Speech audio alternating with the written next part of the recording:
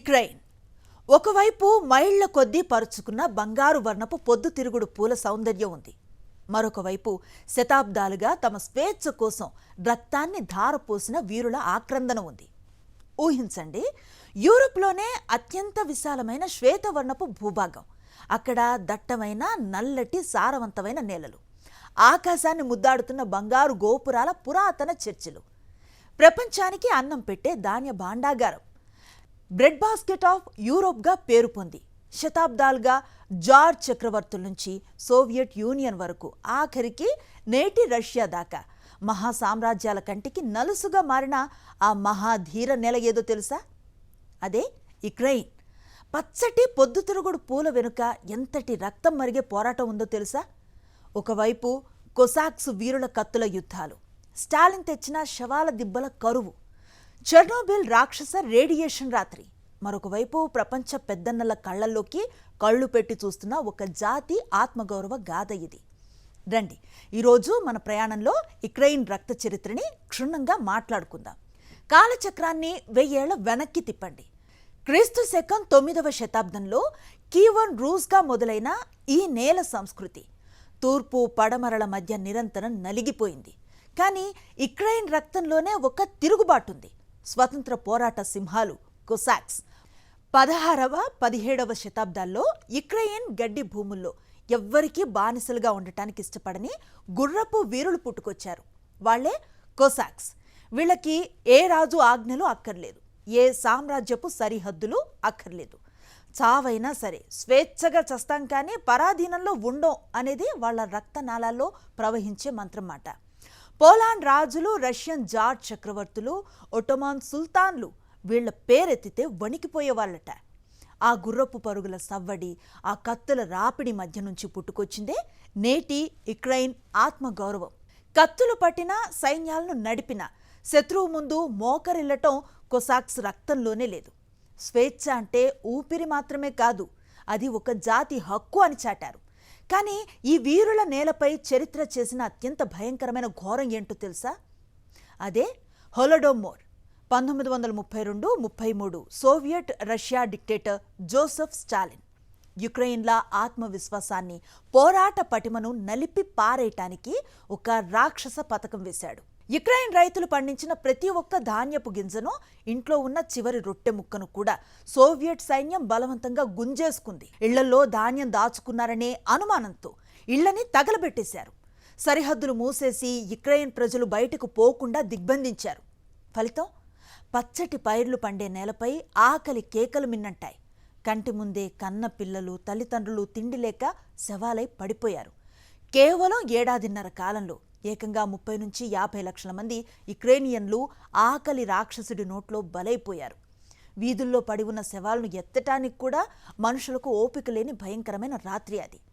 Ukraine చరిత్రలో ఇది ఆరని రక్తశ్రువు. ఇక వర్తమాన చరిత్ర వైపుకు వద్దాం. 2022 ఫిబ్రవరి 24న రష్యా సైన్యం సరిహద్దులు దాటి యుక్రెయిన్ పైకి విరుచుకుపడింది. ప్రపంచమంతా అనుకుంది 3 రోజుల్లో కీవ్ నగరం పడిపోతుంది అని, యుక్రెయిన్ మ్యాప్ నుంచి తుడిచిపెట్టుకుపోతుంది అని. కానీ అక్కడే మొదలైంది ఆధునిక ప్రపంచం ఊహించని సంచలనం. Putin iron strategy. నాటో కూటమి మా ఇంటి ముందుకొస్తే ఊరుకోం, యుక్రెయిన్ను మా అదుపులోకి తెచ్చుకునేదాకా ఈ యుద్ధం ఆగదని రష్యా అధ్యక్షుడు వ్లాదిమిర్ పుతిన్ అనుసరిస్తున్న వాదం ఓవైపు, అమెరికా ప్రెసిడెంట్ ట్రంప్తో జెలెన్స్కీ పోరాటం మరోవైపు. యుక్రెయిన్ అధ్యక్షుడు వ్లాదిమిర్ జెలెన్స్కీ ఆయుధాల కోసం ప్రపంచమంతా తిరిగాడు. కానీ వైట్ హౌస్లో, ఓవల్ ఆఫీస్లో అమెరికా అధ్యక్షుడు డొనాల్డ్ ట్రంప్తో జరిగిన భేటీ దౌత్య చరిత్రలో అత్యంత ఉద్రిక్త ఘట్టంగా నిలిచిపోయింది. ట్రంప్ పదే పదే ఒత్తిడి తెచ్చారు. రష్యాతో డీల్ కుదుర్చుకో, యుద్ధం ఆపే, అమెరికా పన్ను చెల్లింపుదారుల సొమ్మును ఎంతకాలం మీకు ఆయుధాలుగా ఇస్తామని. దానికి జెలెన్స్కీ కళ్లల్లోకి కళ్ళు పెట్టి ధైర్యంగా ఇచ్చిన కౌంటర్ ప్రపంచాన్ని షాక్కు గురిచేసింది. మాకు ఉచిత సలహాలొద్దు, రష్యా మళ్లీ దాడి చేయకుండా మా రక్షణకు పక్కా గ్యారంటీలు కావాలి. మా నేలని, స్వాతంత్ర్యాన్ని తాకట్టు పెట్టి కుదుర్చుకునేది శాంతి అనిపించుకోదు, అది శరణాగతి అవుతుంది. పెద్దన్న అమెరికా సాయం నిలిపేస్తామని హెచ్చరిస్తున్నా, శత్రువు క్షిపణులు విరుచుకు పడుతున్నా, మిత్రుల ఒత్తిడికి తలవంచని యుక్రెయిన్ తెగువ ఆధునిక యుద్ధ చరిత్రలో ఒక సంచలనం. మహాసామ్రాజ్యాలు శాసించవచ్చు, కానీ ఆత్మగౌరవం ఉన్న జాతి ఆ శాసనాన్ని ఒప్పుకోవాల్సిన అవసరం లేదు. శత్రువు తుపాకీ గురిపెట్టినా, మిత్రుడు చెయ్యి వదిలేసినా నా మాతృభూమి కోసం నేను చివరిదాకా నిలబడతానని చాటటమే యుక్రెయిన్ నైజం. ఇక ఈ దేశంలో కాలం గడ్డకట్టుకుపోయిన ఒక భయంకరమైన సైన్స్ మిస్టరీ ఉంది. అదే చెర్నోబిల్. చెర్నోబిల్ డిజాస్టర్ 1986 ఏప్రిల్ 26 అర్ధరాత్రి 1:23 యుక్రెయిన్లో ప్రిప్యాత్ నగరం దగ్గర ఉన్న చెర్నోబిల్ అణు విద్యుత్ కేంద్రంలో 4వ రియాక్టర్ హఠాత్తుగా పేలిపోయింది.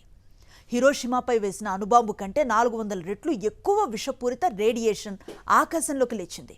ఆ నగరంలో జీవించే 50,000 మంది ప్రజలు రాత్రికి రాత్రే కట్టుబట్టలతో సగానికి వదిలేసిన తిండి పళ్ళాలను, పిల్లల బొమ్మలను అలాగే వదిలేసి పారిపోవాల్సి వచ్చింది. ప్రిప్యాత్ గోస్ట్ టౌన్.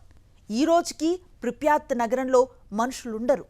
అక్కడ తుప్పుపట్టిన జెయింట్ వీల్స్, నిర్మానుష్యమైన స్కూల్స్, రేడియేషన్ వల్ల వికృతంగా మారిన అడవులు, మనిషి అహంకారానికి ప్రకృతి ఎలాంటి శిక్ష విధిస్తుందో నిశ్శబ్దంగా చాటుతున్నాయి. మరి అంతటి సుదీర్ఘమైన పోరాటాలు చూసిన యుక్రెయిన్ భూగోళం, జనాభా విశేషాలను వింటే ఆశ్చర్యం కలక్కమానదు. రష్యాను మినహాయిస్తే ఐరోపా ఖండంలో అత్యంత విశాలమైన భూభాగం ఉన్న దేశం యుక్రెయిన్.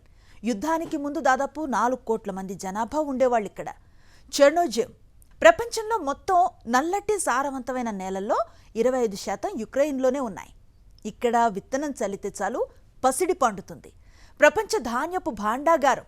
ప్రపంచానికి అవసరమయ్యే సన్ఫ్లవర్ ఆయిల్లో 30-40% యుక్రెయిన్ నుంచే ఎగుమతవుతుంది.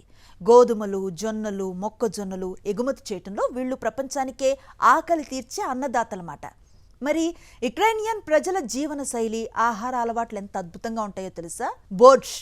ఇది యుక్రెయిన్ జాతీయ వంటకం. ఎర్రటి బీట్రూట్, మాంసం, క్యారెట్, బంగాళదుంపలు వేసి చేసే గట్టి సూప్ మాట. దీనికి యునెస్కో సాంస్కృతిక వారసత్వ హోదా కూడా ఇచ్చింది. వారానికి మన మెమోస్ లేదా కజ్జికాయల ఆకారంలో ఉండే డంబ్లింగ్స్ మాట. లోపల బంగాళదుంప, చీజ్ లేదా చెర్రీ పళ్ళు పెట్టి ఉడికిస్తారు దీన్ని. ఇక సలో. పంది కొవ్వుని ఉప్పు పట్టించి పచ్చిగానే సన్నటి ముక్కలుగా కోసి రై బ్రెడ్తో తింటారు. ఇక అద్భుతమైన ఆచారం ఏంటంటే పిసాంక.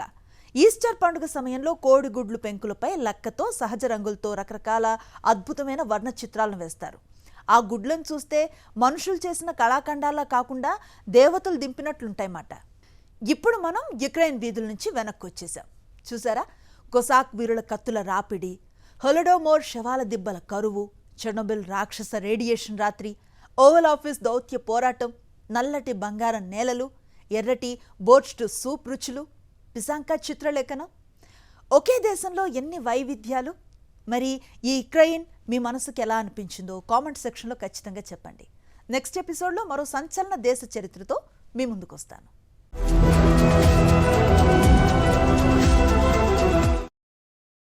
మరిన్ని అప్డేట్స్ కోసం ఛానల్ను సబ్స్క్రైబ్ చేయండి. నోటిఫికేషన్స్ కోసం బెల్ ఐకాన్ పై క్లిక్ చేయండి.